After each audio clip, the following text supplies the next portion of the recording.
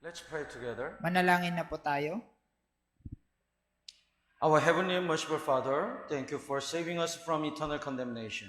Aming mahabagin na sumasalangit na Ama, maraming salamat po sa pagliligtas sa amin mula sa walang hanggang kahatulan. When you died on the cross, you redeemed all our sins. Nang namatay po kayo doon sa krus, tinubos po ninyo lahat ng aming mga kasalanan. While we are still sinners, you loved us and died for all our sins. Habang kami mga makasalanan pa, inibig ninyo kami at namatay kayo para sa lahat ng aming mga kasalanan. Thank you for saving us. Maraming salamat po sa pagliligtas sa amin. And thank you for loving us. At maraming salamat sa pag-ibig ninyo para sa amin. Now, we really want to know your word more and more. Ngayon, nagnanais po kami na mas matuto pa ng higit pa sa inyong mga salita. That's why we gather together to learn your word today. Kaya nga po nagkakatipon kami ngayong araw upang mag-aral ng inyong mga salita. Please teach us your lesson through the help of Holy Spirit. Pakiusap, turuan po ninyo kami ng mga aral sa pamamagitan ng Espiritu Santo. And please give us the strength to live according to your will. Bigyan din po ninyo kami ng kalakasan na kami ay makapamuhay ng naayon sa inyong kalooban. And thanks to your grace, many people got salvation through 2 weeks Bible seminar. Maraming salamat sa inyong biyaya. Maraming mga tao ang nagkaroon ng kaligtasan sa loob ng 2 linggong Bible Seminar. Please help the newly saved brothers and sisters to abide in the church and grow up. Pakiusap, tulungan po ninyo ang mga bagong brothers and sisters na naligtas na sila'y manatili sa church at sila ay lumago. So may their life glorify you until they stand before God. Nawa ang kanilang buhay ay luwalhatiin kayo hanggang sila ay tumayo sa harapan ng Diyos. And we pray in the name of Jesus Christ. Ito po ang aming dalangin sa pangalan ng aming Panginoong Hesukristo. Amen. Amen. Let's open the Bible, Matthew chapter 13. Buksan po natin ang ating mga Biblia sa Mateo chapter 13. Would you little reduce the volume? Here is howling. Matthew chapter 13, verses 44 to 50. Mateo chapter 13 verses 44 hanggang 50. With Brother Richard, we will read alternatively. Basahin po natin ng palitan. Mauna po muna ako. 44. Ang kaharian ng langit ay tulad sa nakatagong kayamanan sa isang bukid na natagpuan ng isang tao at tinabunan niya ito sa kanyang kagalakan ay umalis siya at ipinagbili ang lahat ng kanyang ari-arian at binili ang bukid na iyon.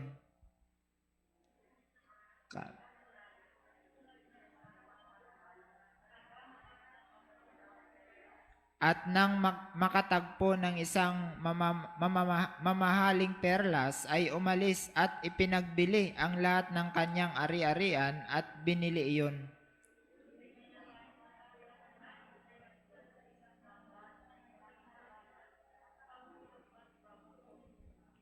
Nang ito ay mapuno, hinila nila ito sa pangpang.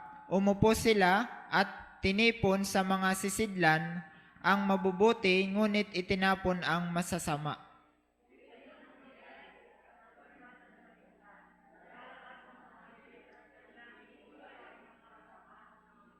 At itatapon sila sa pugon ng apoy, doon ay ang magkakaroon ng pagtangis at pangangalit ng mga ngipin. Here are 3 parables. Narito po ang 3 talinhaga. One is the treasure hidden in the field. Ang una, yung kayamanan na nakatago sa bukid. And second, here is the merchandise who is seeking the very good pearl. At mga ngalakal na nakahanap ng mamahaling perlas. And the third, here is the parable of the net. At talinhaga patungkol sa lambat. So these parables talking about what God does and what we have to do. Ang talinhaga na ito ay tumutukoy kung ano ang ginawa ng Diyos para sa atin at kung ano ang ating dapat gawin. When you look at John chapter 11, we can see the what God does, the work of God and work of people. Kung titignan natin sa 1:11, makikita natin kung ano ang gawa ng Diyos at gawa ng mga tao. So when Lazarus died, Jesus said, remove the stone. Nang si Lazarus ay namatay, sinabi ni Jesus, tanggalin ninyo ang bato. The work to remove the stone is the work of man.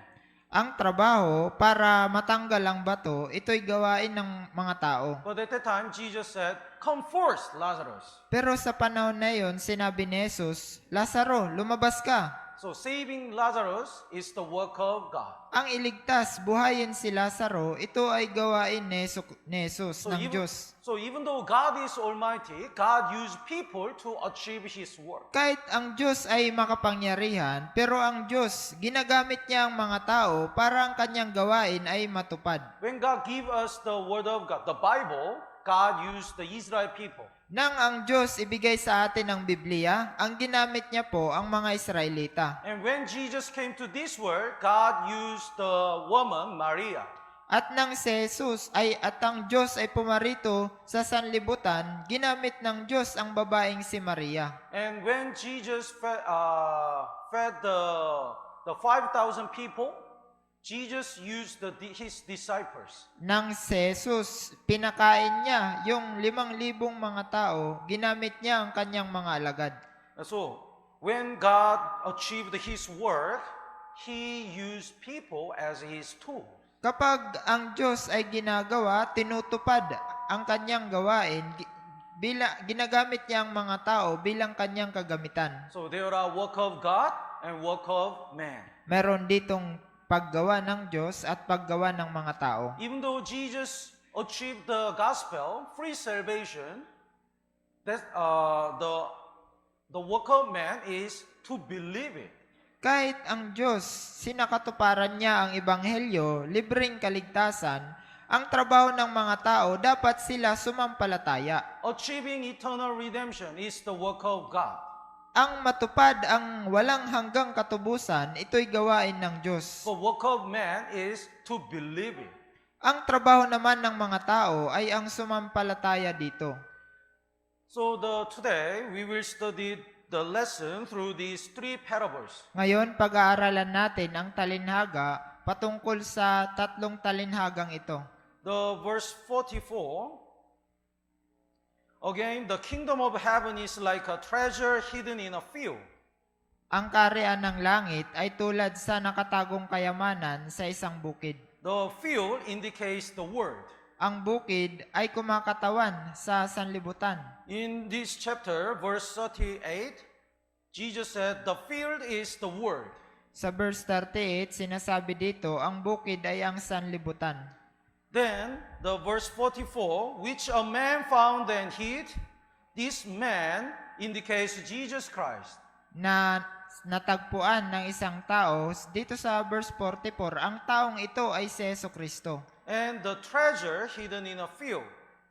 What's this? Ang kayamanan na nakatago sa bukid, ano ito? What's the treasure before Jesus? Ano ang kayamanan sa harapan ni Jesus? The treasure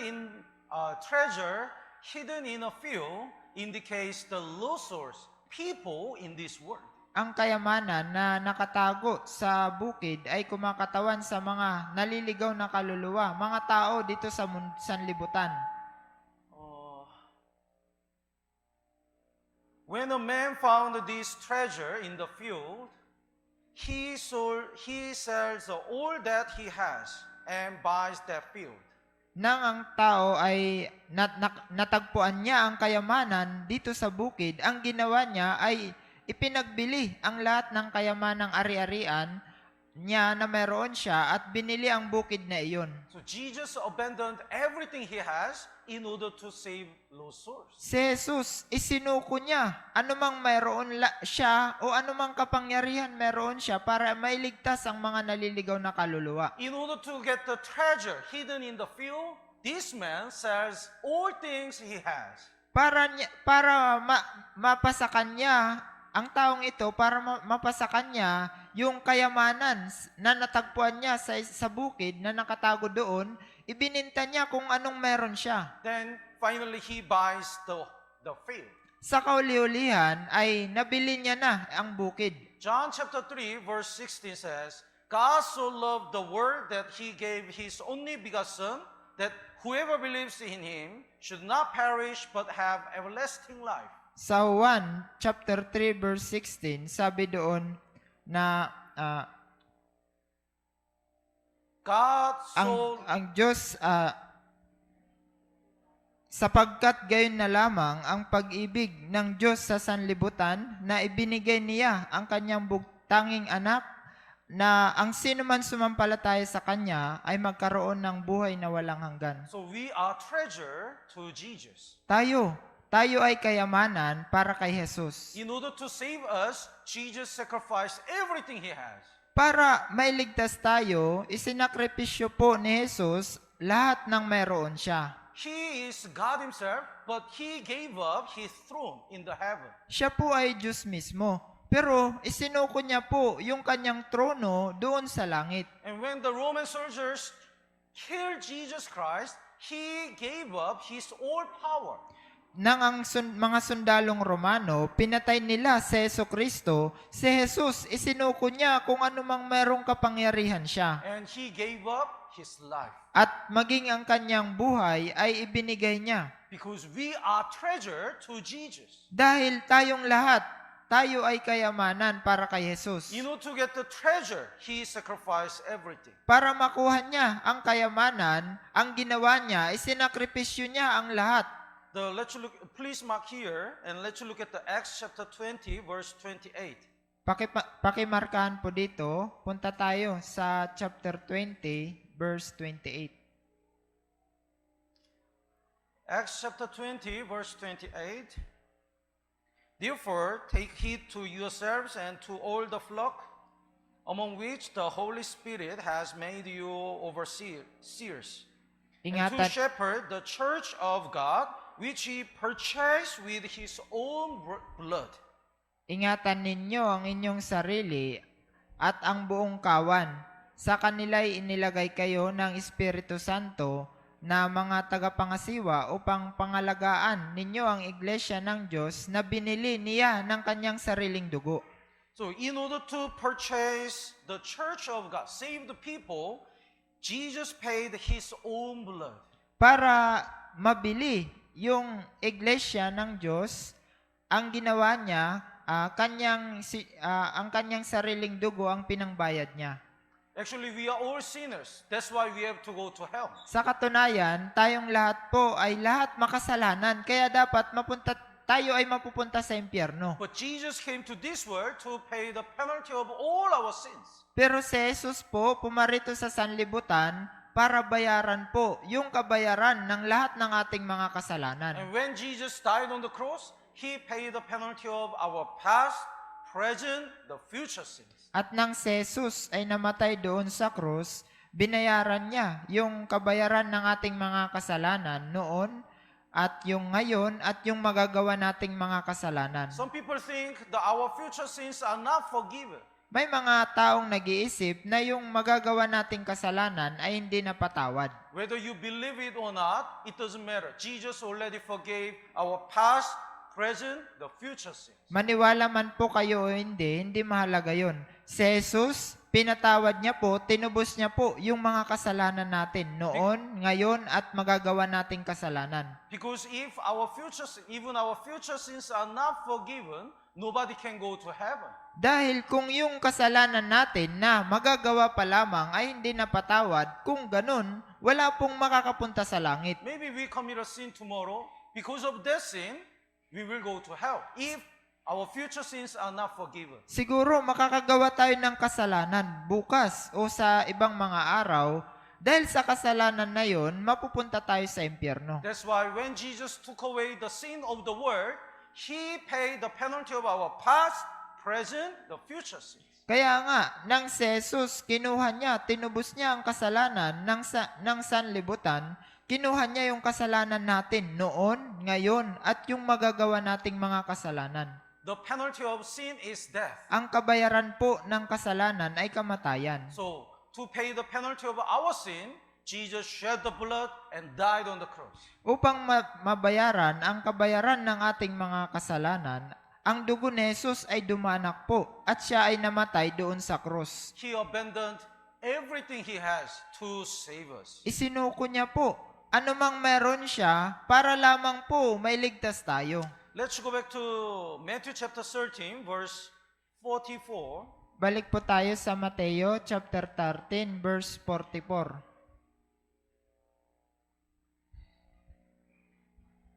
The man found and hid, and for joy over it, he goes and sell all that he has and buys that field. He's so joyful. Na natagpuan ng isang tao at tinabunan niya ito. Sa kanyang kagalakan ay umalis siya at ipinagbili ang lahat ng kanyang ari-arian. Siya ay talagang nagagalak.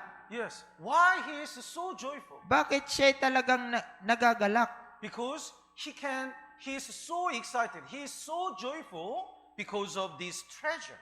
Siya ay talagang nagagalak dahil sa kayamanan na ito. So what can make Jesus joyful?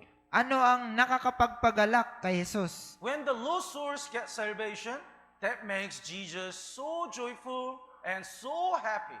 Kapag ang mga naliligaw na kaluluwa ay nagkakaroon ng kaligtasan, iyon po ang nagpapagalak kay Jesus at nagiging masaya si Jesus para doon. Let's look at the Luke chapter 15 verse 7. Tingnan po natin sa Lucas chapter 15 verse 7. Luke chapter 15 verse 7. Lucas 15 verse 7. Basahin po natin ng sabay-sabay. 3, 2, 1. Sinasabi ko sa inyo, magkakaroon ng higit na kagalakan sa langit dahil sa isang makasalanang nagsisisi kaysa 99 na taong matuwid na hindi nangangailangan ng pagsisisi. 99 people don't need the repentance. 99 na taong matuwid na hindi nangangailangan ng pagsisisi. It means they are already saved. Ibig sabihin, sila po ay naligtas na. But here is one sinner who need the repent. Pero narito po yung isang makasalanan na kailangan siyang magsisi. The Jesus said, I say to you that likewise, there will be more joy in heaven over one sinner who repents. Sinabi ni Jesus, sinasabi ko sa inyo, magkakaroon ng higit na kagalakan sa langit dahil sa isang makasalanang nagsisisi. When we have a fellowship as a saved brothers and sisters, God is joyful. Kapag nagkakaroon tayo ng pagsasama-sama bilang sib na mga brothers and sisters, ang Diyos ay talagang nagagalak, masaya. But when unsaved people realize the forgiveness of their sins and get salvation, God is much more joyful. Kapag ang hindi ligtas na mga tao ay na-realize nila yung kapatawaran ng kanilang mga makasalanan at nagkakaroon sila ng kaligtasan, ang Diyos ay talagang nagagalak, sobrang masaya. And what can make Jesus joyful? Ano po ang nakakapagpagalak kay Jesus? When we rely on God, God is joyful. Kapag tayo ay umaasa lamang sa Diyos, ang Diyos po, si Jesus po ay nagagalak. And when we obey God, God is joyful. Kapag sumusunod po tayo sa Diyos, ang Diyos po ay masaya, nagagalak. And when we are joy in the Lord, God is joyful. Kapag masaya tayo sa piling ng Diyos, sa lugar, sa Diyos, nakasama ang Diyos, nagagalak po ang Diyos. When we are joyful because of God, God is joyful. Kapag tayo nagagalak dahil sa Diyos, ang Diyos po ay masaya, nagagalak siya. Psalm number 63. Awit, chapter 63.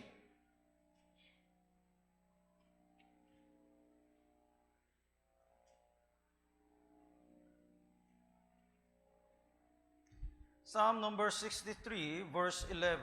Awit 63, verse 11. This is the Psalm of King David. Ito po ay awit ni Haring David. So he said, but the king shall rejoice in God. The King David shall rejoice in God. Ngunit magagalak sa Diyos ang hari. Si Haring David ay nagagalak sa Diyos. Everyone who swears by him shall glory, but the mouth of those who speaks lie shall be stopped. Lahat ng sumusumpa sa pamamagitan niya ay magpupuri, sapagkat ang bibig ng mga sinungaling ay patitigilin. The King David was so rejoiced, not because he is a king. Si Haring David po ay nagagalak hindi dahil siya ay hari. He is so joyful not because he is rich and he has many the authority. Siya ay nagagalak dahil siya po ay nagagalak hindi dahil siya ay isang makapangyarihan at may autoridad. He was joyful because of God. Siya ay talagang nagagalak dahil sa Diyos. Are you happy? Kayo po ay masaya? The face is not happy. Ang mukha po parang hindi naman masaya. But the answer is, Opo. Pero ang sagot, opo. Is it happy or are you happy? Masaya po kayo? Yes, we are happy. Not because we are rich, not because we are healthy. Hindi dahil mayaman tayo at malusog kaya tayo ay masaya. We are so happy because we are saved. Tayo ay talagang masaya dahil naligtas po tayo. Because of our Lord God, we are happy. Dahil sa ating Panginoong Diyos, tayo ay masaya. If we have another reason to make us happy, if we lose it, we are not happy. Kung may iba tayong dahilan para tayo ay maging masaya, kapag mawala ito sa atin, hindi na tayo magiging masaya. Lord, I'm so happy because you give me the job. Panginoon, masaya ako dahil binigyan mo ako ng trabaho. Then what if I lose the job? Paano kung nawala yung trabaho mo? Then we will complain to God and we will be so depressed. Kung gayon, magrereklamo na tayo sa Diyos at manlulupaypay na tayo. The reason why we can be happy is because of God Himself and salvation He gave us. Ang dahilan kung bakit masaya tayo dahil sa Diyos mismo at sa kaligtasan na ibinigay niya po sa atin. Let's look at the Habakkuk. Tignan po natin sa Habakuk. Habakkuk chapter 3, verse 17. Habakuk po, chapter 3, verse 17. Brother Richard, would you read? Bagamat ang puno ng igos ay hindi namumulaklak, ni magkakaroon man ng mga bunga sa mga puno ng ubas, ang olibo ay hindi magbubunga, at ang mga bukid ay hindi magbibigay ng pagkain, ang kawan ay aalisin sa kulungan, at hindi na magkakaroon ng bakahan sa mga silungan. So he says, he doesn't have this. He mentioned the 7 things. Wala siya nito. Ang binanggit niya, ang ikalawang bahagi. The number 7 in the Bible is a perfect number. Ang number 7 po sa Biblia ay perfect na numero. So it means he doesn't have anything. Ibig sabihin, wala siya ng lahat ng mga bagay. But what did he say? Pero ano ang sinabi niya? Even though I don't have anything in my life, I'm so joyful because of God. Kahit wala ako ng mga bagay na ito sa aking buhay, ako'y nagagalak dahil sa Diyos. So in verse 17, he said, I don't have this, and then verse 18. Basahin po natin ng sabay-sabay. 3, 2, 1. Gayon may magagalak ako sa Panginoon, ako'y magagalak sa Diyos ng aking kaligtasan. I rejoice in the Lord. Gayon may magagalak ako sa Panginoon. I'll joy in the God of my salvation. Ako'y magagalak sa Diyos ng aking kaligtasan. Jesus rejoiced because of us. Si Jesus ay labis na nagagalak dahil po sa atin. Even though He gave up everything He has, He was so joyful on the cross because He achieved the eternal redemption. Kahit isinuko niya po ang lahat, siya ay nagagalak kahit nandoon siya sa krus dahil natupad niya yung walang hanggan pagtutubos sa atin. Now we are also joyful because of Jesus only. Ngayon po ay talagang nagagalak tayo para kay Jesus lamang. Let's go back to Matthew chapter 13. Balik po tayo sa Mateo chapter 13.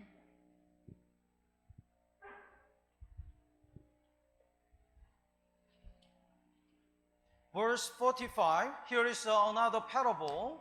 Narito po yung isa pang talinhaga. So, verse 44, the parable of the treasure hidden in a field indicates the work of God. Ang verse 44, ang talinhaga patungkol sa nakatagong kayamanan sa bukid, tumutukoy po ito sa gawa ng Diyos. So, in order to buy all the losers, Jesus sell everything he has. Para po mabili lahat ng mga naliligaw na kaluluwa, si Jesus po ibininta lahat ng meron siya. And verse 45 and 46 is talking about what we have to do. At sa verse 45 at 46, tumutukoy po ito kung ano ang dapat nating gawin. Verse 45, again, the kingdom of heaven is like a merchant seeking beautiful pearl.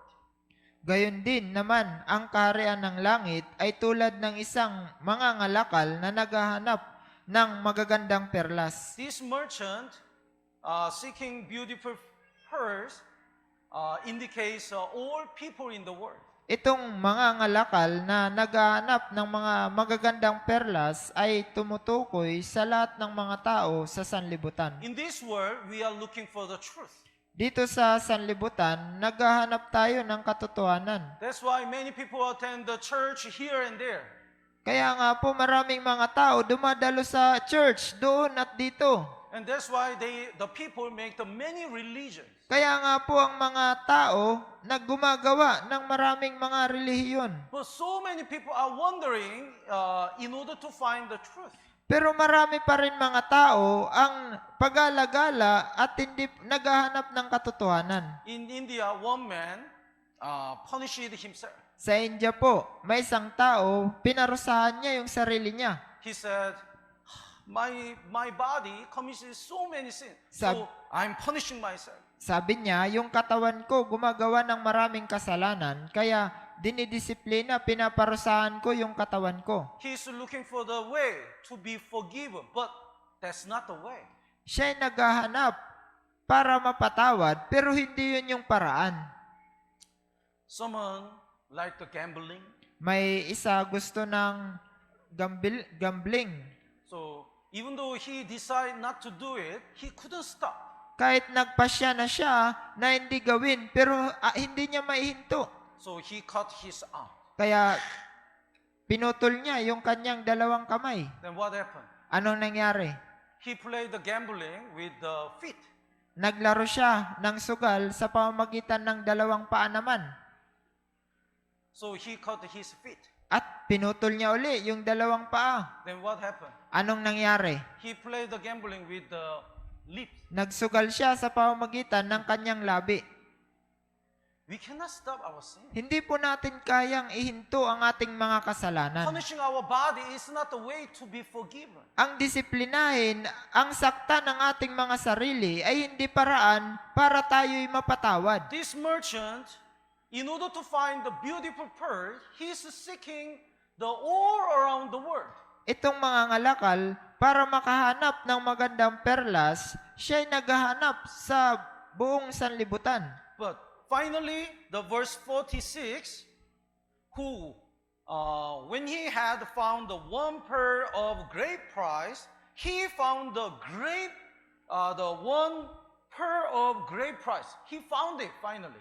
At sa kauli-ulian, natagpuan niya yung isang mamahaling perlas.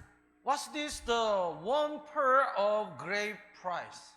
Ano ito? Yung natagpuan niya na isang mamahaling perlas. This is Jesus Christ. Ito This po- is the gospel. Ito po si Jesucristo. Ito po yung ebanghelyo. Do you know how the shell make the pearl? Alam niyo po yung mga shell kung paano sila gumawa ng kanilang bahay?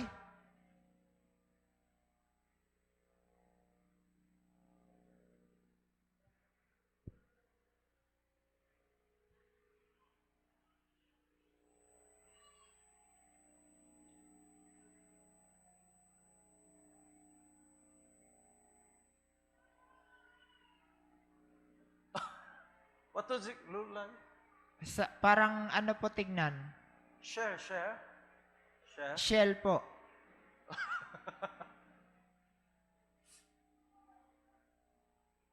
Oh, shell. Can you see?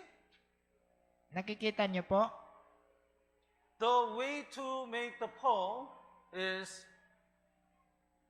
one day the sand entered in the shell. Para gumawa ng perlas, pag may pumasok na buhangin sa loob ng shell, Then this sand really hurt the flesh of the shell. at dahil sa buhangin na ito, nasasaktan niya yung laman ng shell. That's why the shell, put the liquid to cover the sand. Kaya nga ang shell, naglalabas siya ng likido para yung buhangin na ito ay matakpan. But it hurts again. Pero sa kalaunan, nasasaktan na naman siya. That's why he covered again and again. Kaya tinatakpan niya ito ng paulit-ulit. And it become the pearl. At nagiging perlas po. So pearl is the result of the sacrifice of the shell. Ang perlas ay resulta ng sakripisyo ng shell.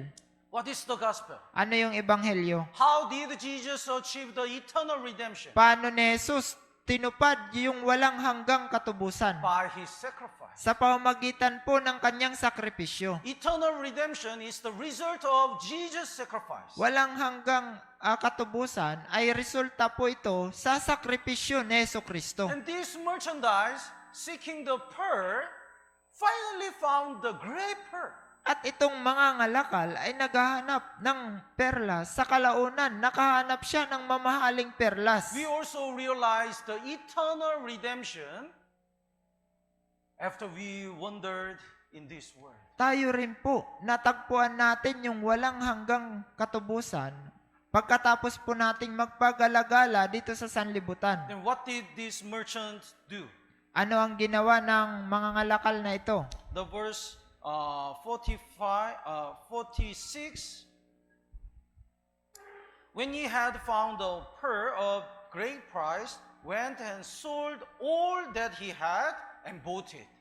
At nang makatagpo ng isang mamahaling perlas, ay umalis at ipinagbili ang lahat ng kanyang ari-arian at binili iyon. So in order to buy this pearl, he sold all things he had. Para po mabili yung perlas na ito, mamahaling perlas, ang ginawa niya, ipinagbili niya lahat ng meron siya. How can we realize the gospel? Paano po natin maunawaan ang ebanghelyo? If we didn't desire, God never allow us to realize the true salvation. Kung hindi po tayo nagnanais na maunawaan natin, yung Diyos po, hindi niya ipapaintulot na ipaunawa sa atin. Matthew, please mark here and let's look at the Matthew chapter 7. Pakimarkahan po dito. Punta po tayo sa Mateo chapter 7. Matthew chapter 7, verse 7 and 8. Mateo 7, 7 hanggang 8. 7, ask, and it will be given to you. Seek, you will be found. Knock, and it will be open to you. Humingi kayo, at kayo'y bibigyan. Humanap kayo, at kayo'y makakatagpo. Tumuktok kayo, at kayo'y pagbubuksan. Verse 8, basahin po natin ng sabay-sabay. 3, 2, 1. Sapagkat ang bawat humihingi at tumatanggap, at ang humahanap ay nakakatagpo, at ang tumutuktok ay pinagbubuksan. Yes. What if we didn't ask to get salvation? What if we didn't seek and didn't knock? Then God never opened the way to realize the true salvation. Paano kung hindi tayo humanap para magkaroon ng kaligtasan? Paano kung hindi tayo tumuktok? Paano kung hindi tayo humingi?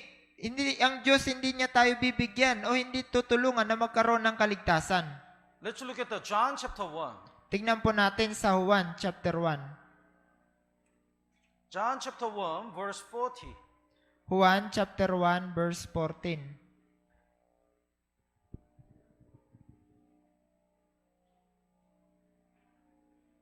Chapter 40, one of two who heard the John speaks and followed him as Andrew and Simon Peter's brother.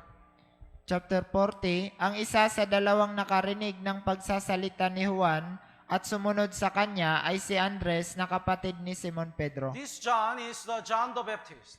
Yung Juan na ito ay si Juan na tagapagbautismo. And Andrew was the disciple of John. At si Andres ay alagad ni Juan. He is the brother of Peter. Siya ay kapatid ni Pedro. And so, he was a disciple of John. It means he already was seeking the truth. Siya ay alagad ni Juan. Ibig sabihin, siya ay naghahanap na ng katotohanan. Then he heard the Jesus is the Lamb of God who takes away the sin of the world. At narinig niya, si Jesus ang kordero ng Diyos na nag-aalis ng kasalanan ng sanlibutan. That's why he followed Jesus and listened to his word. Kaya nga, siya ay sumunod kay Jesus at nakinig ng kanyang salita. Then he realized Jesus is Messiah. At na-realize niya, naunawaan niya na si Jesus ay Mesiyas. Then what he said, the verse 41, basahin po natin ng sabay-sabay, 3, 2, 1. Una niyang natagpuan ang kanyang kapatid na si Simon at sa kanya'y sinabi, natagpuan na namin ang Mesiyas na kung isasalin ay Kristo. Immediately, he went to his brother Simon, Peter. Kaagad siyang pumunta sa kanyang kapatid na si Simon Pedro. And he said, we have found the Messiah. At sinabi niya, natagpuan na namin ang Mesiyas. He was seeking the truth again and again. Finally, he found the truth. He met Jesus Christ. Siya naghahanap ng katotohanan ng paulit-ulit. Kalaunan, natagpuan niya yung katotohanan, nakatagpo niya si Jesucristo. Samaritan woman met Jesus. Ang Samaritana na babae ay nakatagpo niya si Jesus. Because she was seeking the truth. Dahil siya ay naghahanap ng katotohanan. When Jesus died on the cross, there were two robbers. Nang si Jesus ay namatay doon sa krus, may dalawang magnanakaw sa kanyang magkabilang panig. Jesus was killed. Jesus could be killed alone on the cross, but God allowed the two robbers died with Jesus together.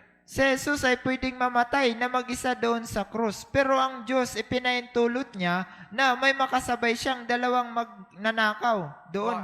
Why? Bakit po? Because one of them was seeking the truth, even though he is a robber. Dahil yung isa sa kanila ay naghahanap ng katotohanan kahit siya ay magnanakaw. When we really desire and seek the truth, God guided our steps to find Jesus Christ. Kapag tayo nagnanais, gusto nating mahanap yung katotohanan, ang Diyos ay ginagabayan ng ating mga hakbang patungo kay Jesus. That's why we are guided to listen to the Bible seminar and we realize true salvation. Kaya nga ginabayan tayo ng Diyos na makapunta sa Bible seminar at maunawaan natin yung tunay na kaligtasan. But some people, even though they found the great pearl, they don't buy it. Pero yung ibang mga tao, kahit natagpuan na nila yung mamahaling perlas, hindi nila ito binibili. We invite so many people for Bible seminar. Nag-iimbita tayo ng maraming mga tao para sa Bible seminar. But many people reject. Pero maraming mga tao ang tumatanggi. God already prepared the great pearl, the eternal salvation. Ang Diyos ay naghanda na ng mamahaling perlas, ang walang hanggang katubusan. But they are not interested in the great pearl. Pero hindi sila interesado sa mamahaling perlas. Look at the Iscariot Judas. Tingnan niyo po si Iscariote. He had a chance to believe in Jesus for 3.5 years. Meron siyang pagkakataon na maniwala, sumampalataya kay Jesus sa loob ng 3 taon at kalahati. But he didn't believe in Jesus. Pero hindi siya sumampalataya kay Jesus. And let's look at the Acts chapter 24. Tignan natin sa Gawa chapter 24. Acts chapter 24 verse 25. Gawa chapter 24 verse 25. Now as he reasoned about righteousness, self-control, and the judgment to come, Felix was afraid and answered. The Apostle Paul preached the gospel, the message of God to Felix. Samantalang tinatalakay niya ang tungkol sa katuwiran, pagpipigil sa sarili at sa paghuhukom na darating, nangilabot si Felix at sumagot. Si Apostol Pablo ay nangaral kay Felix. Then Felix was afraid, but answered, Si Felix ay natakot at sumagot, "Go away for now. Umalis ka muna ngayon. When I have a convenient time, I'll call for you." Kapag nagkaroon ako ng pagkakataon, ay ipapatawag kita. In front of him, there is a great preacher, Apostle Paul. Sa harapan niya, may dakilang mga ngaral si Apostol Pablo. He could have asked all the questions about God and Bible and salvation. Pwede siyang magtanong patungkol sa Diyos, patungkol sa Biblia, patungkol sa kaligtasan. But he said, "Go away. Pero ang sinabi niya, umalis ka muna ngayon. In convenient time, I'll call you." Kapag nagkaroon ako ng pagkakataon, ipapatawag kita. He had the chance to be saved, but he rejected. Siya He ay missed it.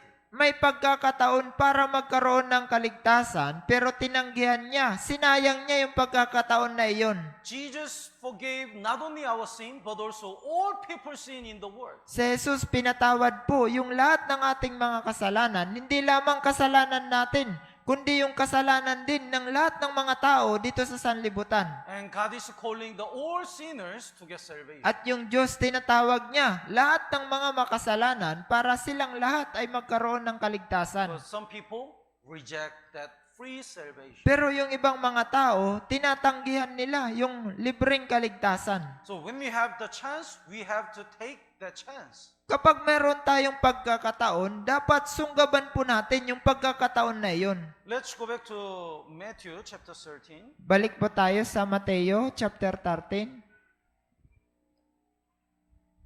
What did he do? The merchant, the verse 46, he went and sold all that he had and bought it. At makatagpo ng isang mamahaling perlas ay umalis at ipinagbili ang lahat ng kanyang ari-arian at binili iyon.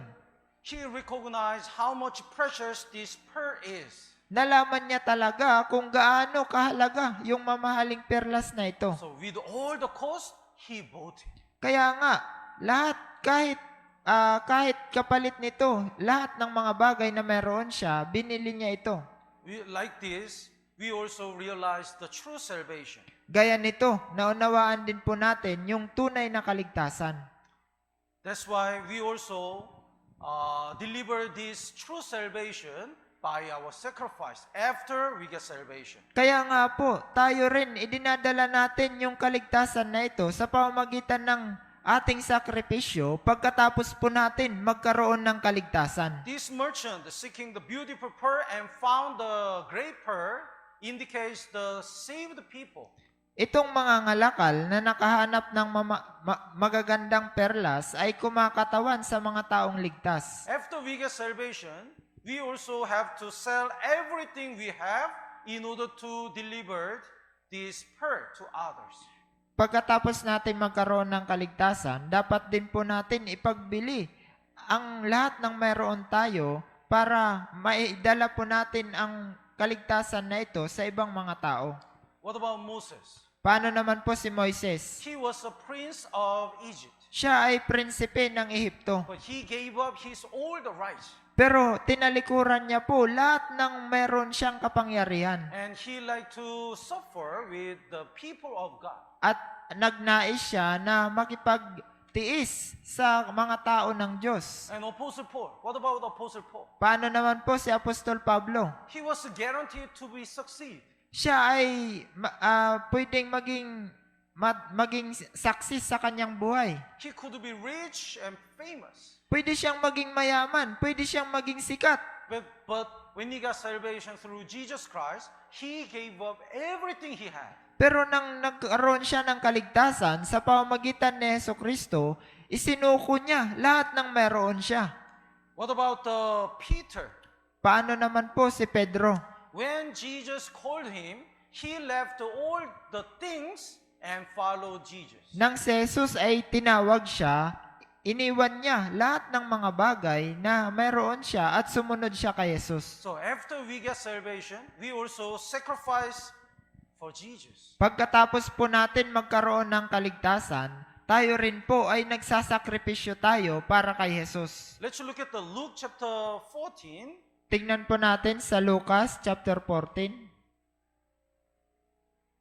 Luke chapter 14, verse 33. Lucas chapter 14 verse 33.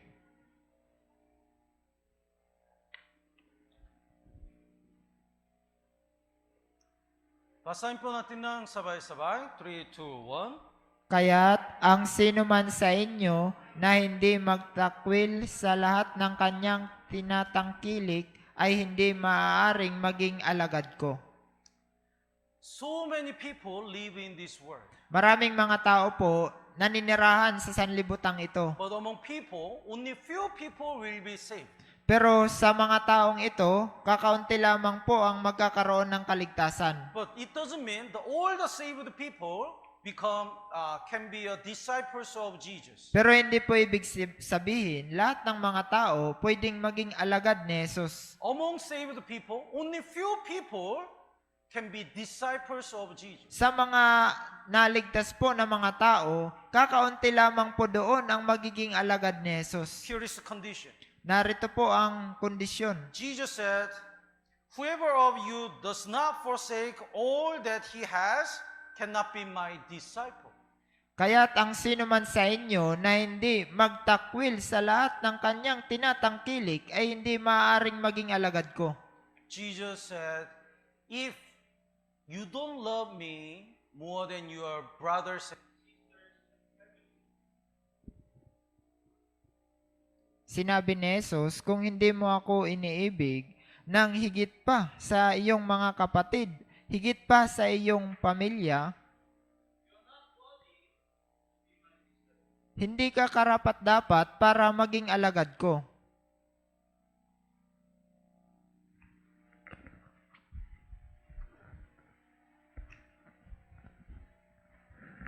some people say, "I cannot follow Jesus because of my family. May nagsabi, hindi ako makakasunod kay Jesus dahil sa aking pamilya. I cannot follow Jesus because of my job. Hindi ako makakasunod dahil sa trabaho ko. I cannot follow Jesus because of my life." Hindi ako makakasunod dahil sa buhay ko. Then he cannot be the disciples of Jesus. Kung gayon, hindi siya pwedeng maging alagad ni Jesus. Whoever does not forsake all things he has cannot be my disciple. Sino man sa inyo na hindi magtakwil sa lahat ng kanyang tinatangkilik ay hindi maaaring maging alagad ko. Let's go back to Matthew chapter 13. Balik po tayo sa Mateo chapter 13. It's very clear. Napakalinaw po.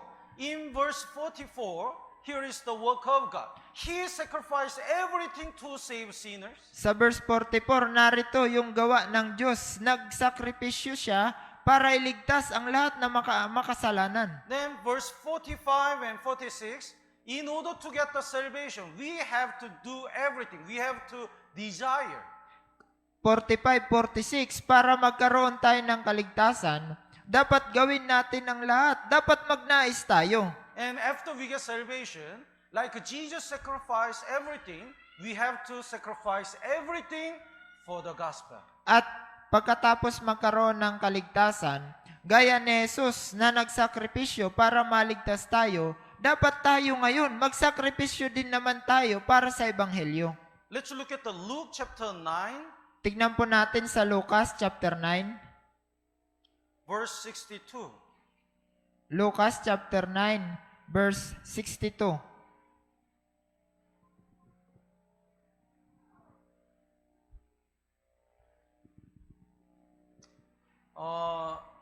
Let's look at the Second Thessalonians first. Second Thessalonians. Tignan po muna natin sa ikalawang Tesalonika. Second Thessalonians chapter 1, verse 5. Sa ikalawang Tesalonika,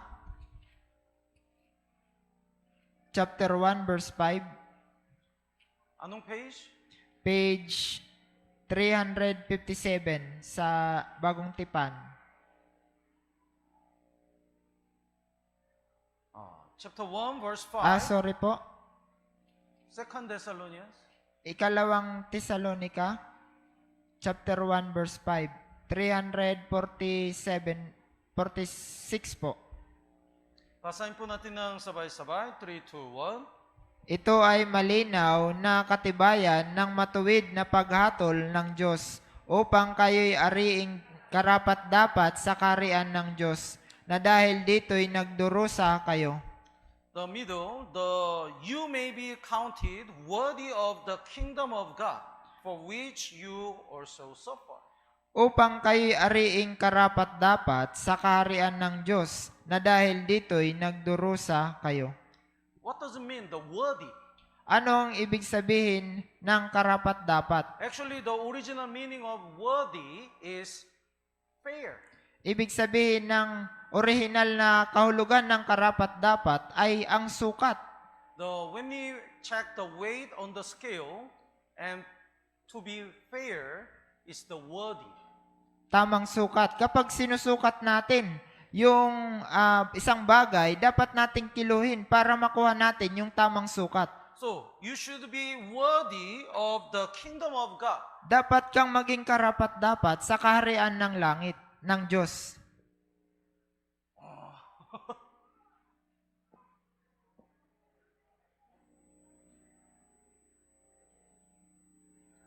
Marker po.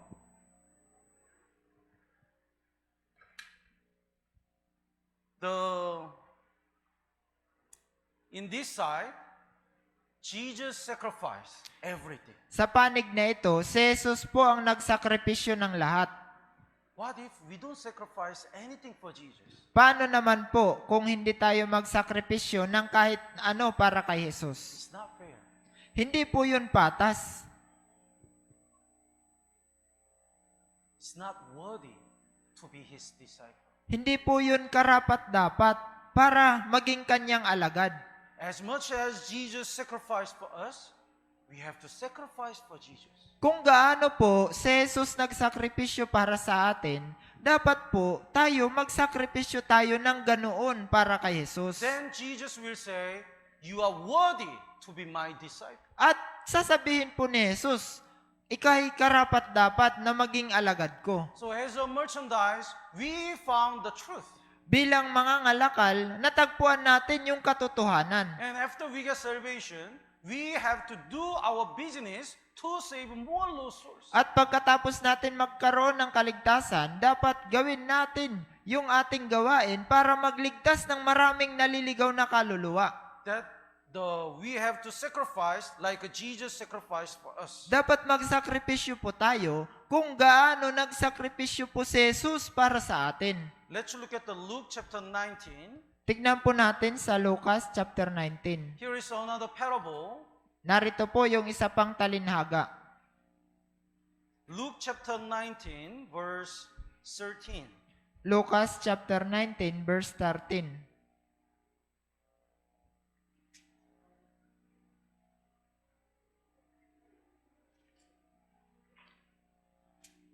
The verse 12, from verse 12 and 13, basahin po natin ng sabay-sabay. 3, 2, 1. Sinabi nga niya, isang maharlikang tao ang pumunta sa isang malayong lupain upang tumanggap ng isang kaharian at pagkatapos ay bumalik. Tinawag niya ang 10 sa kanyang mga alipin at binigyan sila ng 10 mina. At sinabi sa kanila, ipangalakal ninyo ito hanggang sa ako'y dumating. This certain nobleman indicates Jesus Christ. Itong isang maharlikang tao ay kumakatawan kay Jesucristo. He went into the far country to receive for himself a kingdom and to return. Siya ay pumunta sa isang malayong lupain upang tumanggap ng isang kaharian at pagkatapos ay bumalik. Jesus promised to return. Si Jesus po, nangako siyang bumalik. Jesus will come again. Si Jesus po ay muling babalik. But this nobleman called the 10 servants. Pero itong isang maharlikang tao, tinawag niya ang 10 sa kanyang mga alagad. And he gave the 10 minas to these 10 servants. At nagbigay siya ng 10 mina sa kanyang 10 alagad. And he said, do business till I come. At sinabi niya, ipangalakal ninyo ito hanggang sa ako'y dumating. So in this world, we are doing business, the spiritual business, until Jesus comes again. Dito sa mundo, tayo'y mangangalakal, spiritual na mangangalakal hanggang si Hesus Kristo ay muling bumalik. One servant gained the 10 minas more. Ang isang alipin ay kumita na isa pang mina. Then Jesus said, "Well done, good servant." At sabi ni Jesus, magandang tapat na alipin. But another servant didn't work at all. Yung isang alagad, hindi siya gumawa ng kahit ano. The verse 22, and he said to him, "Out of your own mouth I'll judge you, you wicked servant." Sinabi niya sa kanya, hinahatulan kita mula sa sarili mong bibig, ikaw na masamang alipin. So this man didn't sacrifice at all for the saving lost souls. Ang taong ito, hindi nagsakripisyo ng kahit ano para magligtas ng mga naliligaw na kaluluwa. So, like a merchant, we have to do our spiritual business. We have to save other lost souls by our sacrifice. Bilang isang mangangalakal, dapat gawin natin yung spiritual natin na pangangalakal, yung magligtas ng mga naliligaw na kaluluwa. Let's go back to Matthew chapter 13. Balik po tayo sa Mateo chapter 13. Verse 47 to 50, here is the last parable. Narito po yung huling talinhaga, verse 47 hanggang 50. Again, the kingdom of heaven is like a dragnet that was cast into the sea and gathered some of the every kind. Gayon din naman ang kaharian ng langit ay tulad sa isang lambat na inihagis sa dagat at nakahuli ng iba't ibang uri ng isda. Casting the net is evangelizing, saving lost souls. Ang paghulog ng lambat ay pag-evangelize, pagliligtas ng mga naliligaw na kaluluwa. The way to catch the fish is fishing individually or casting the net together. Ang paraan para makahuli ng isda, ng mga dapat mangisda na nag-iisa lamang at maghulog ng lambat na ibig sabihin magkakasama. Individual fishing is the evangelizing personally. Ang mag-isa lang po kayo na mangisda ay personal po na pag-evangelize sa ibang mga tao. But the casting the net indicates like a Bible seminar. Ang paghulog ng lambat ay para pong Bible seminar. In order to drag the net, the fishermen should cooperate together. Para po yung lambat ay mahila, yung mga mangingisda dapat sila ay nagkakaisang lahat. So in order to save other lost souls, all the brothers and sisters should work together. Para makapagligtas ng mga naliligaw na kaluluwa, lahat ng mga brothers at sisters dapat po magkaisa. The important thing is verse 48. Ang mahalagang bagay sa verse 48. Basahin po natin ng sabay-sabay. 3, 2, 1. Nang ito ay mapuno, hinila nila ito sa pangpang. Umupo sila sa tinipon sa mga sisidlan ang mabubuti, ngunit itinapon ang masasama. When they cast the net and catch the fish, there are good fish and the bad fish. Nang nahuli nila, nang napuno ang lambat at hinila nila sa pangpang, mayroong masama at mabuting isda. Jesus said, they gathered the good into the vessels, but threw the bad away. Sabi ni Jesus, itinapon ang masasama at yung mga mabubuti ay inilagay sa kanilang sisidlan, tinipon nila. Even though we conduct a Bible seminar, some people really get salvation, and some people, even though they attend the church and join the fellowship, they are not saved yet. Kahit nagkaroon tayo ng Bible seminar, yung iba umaattend sa church, yung iba naman hindi. Yung iba, kahit umaattend pa sila ng mga fellowship at mga sa church, yung iba hindi pa sila ligtas. They are bad fish. Sila ay masasamang isda. When Jesus comes again, He will divide exactly who is the good fish, who is the bad fish. Pag bumalik po si Jesus, sakto niyang hahatiin kung sinong mabubuting isda, ihiwalay niya yung mabubuting mga isda at yung mga masasamang isda. And good fish will go to heaven, bad fish will go to the lake of fire. Yung mga mabubuting isda ay makakapunta sa langit. Yung mga masasamang isda, doon sila sa lawa ng apoy. The verse 49 and 50, basahin po natin ng sabay-sabay. 3, 2, 1. Gayon ang mangyayari sa katapusan ng sanlibutan. Lalabas ang mga anghel at kanilang ihiwalay ang masasama sa matutuwid. 50. Pugon ng apoy, doon ay magkakaroon ng pagtangis at pangangalit ng mga ngipin.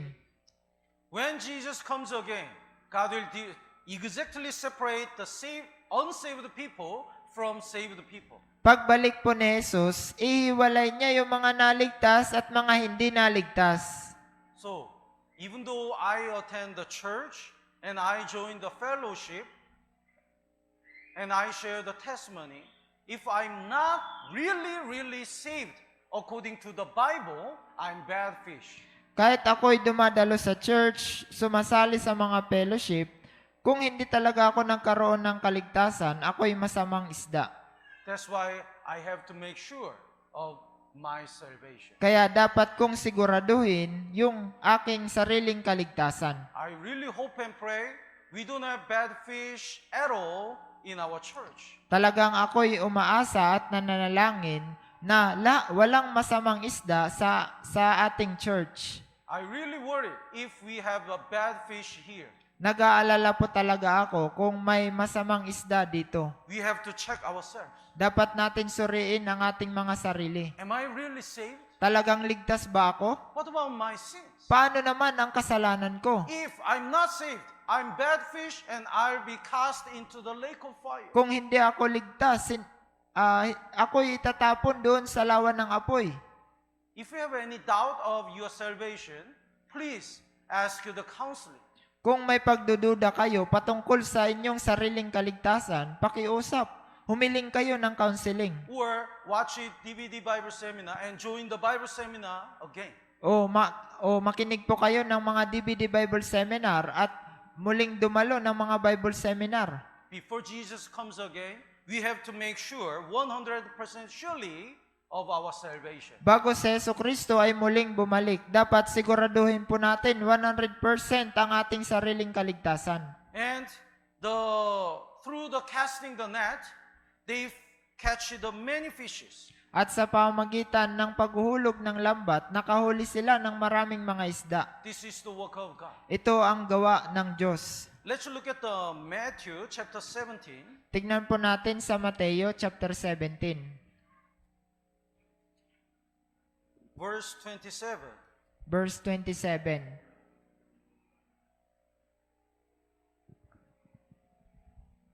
Matthew chapter 17, verse 27. Basahin po natin ng sabay-sabay. 3, 2, 1. Ngunit upang hindi sila matisod sa atin, pumunta ka sa dagat at maghulog ka ng bingwit. Kunin mo ang unang isdang mahuhuli at kapag ibinuka mo ang kanyang bibig, matatagpuan mo ang isang siklo. Kunin mo iyon at ibigay mo sa kanila para sa akin at sa iyo. As God commanded to Peter, when Peter went to fish and he caught the one fish. Gaya ng iniutos ng Diyos kay Pedro, si Pedro ay pumunta ng huli ng isda at nakahuli siya ng isda. And in the mouth there is 1 shekel. At sa kanyang bibig ay may isang siklo. The 1 shekel, how much is 1 shekel? Gaano po karami yung isang siklo, pilak? There are 2 kinds of shekel. The silver shekel and the golden shekel. May dalawang uri ng siklo, yung pilak at yung ginto. Siklo?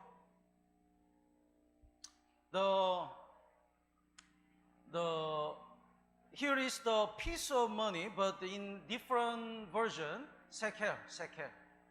May kapirasong pera po dito, pero sa ibang version, siklo. So if the silver shekel, that is the 2,000 pesos. Pag silver po, 2,000 po yun. And if the golden shekel is the 30,000 pesos. Kung ginto, 30,000 po.